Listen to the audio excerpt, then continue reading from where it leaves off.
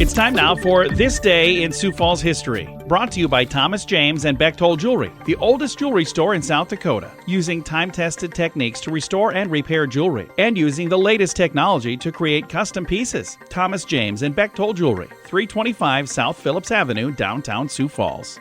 It was on this date, February 15, 1898, word of the destruction of the USS Maine, reportedly at the hands of the Spanish Navy in Havana Harbor, reaches our ears in Sioux Falls. Cries of "Remember the Maine" echo all across our country in the short lead-up to the Spanish-American War. Sioux Falls was no different.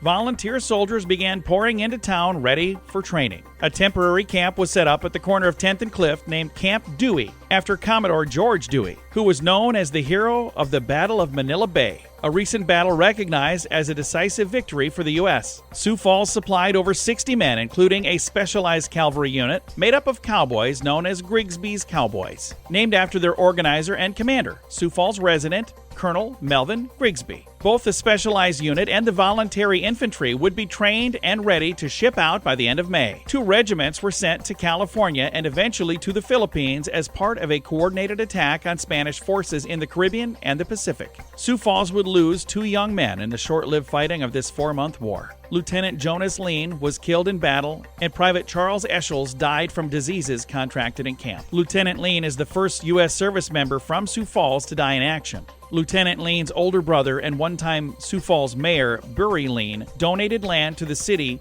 to create Lean Park in memory of his little brother's sacrifice. Sioux Falls surely thanks all of these men for their service and dedication to freedom, with a special thanks to these 2 young men who paid the ultimate price to preserve liberty. This Day in Sioux Falls History has been brought to you by Thomas James and Bechtold Jewelry at 325 South Phillips Avenue in downtown Sioux Falls.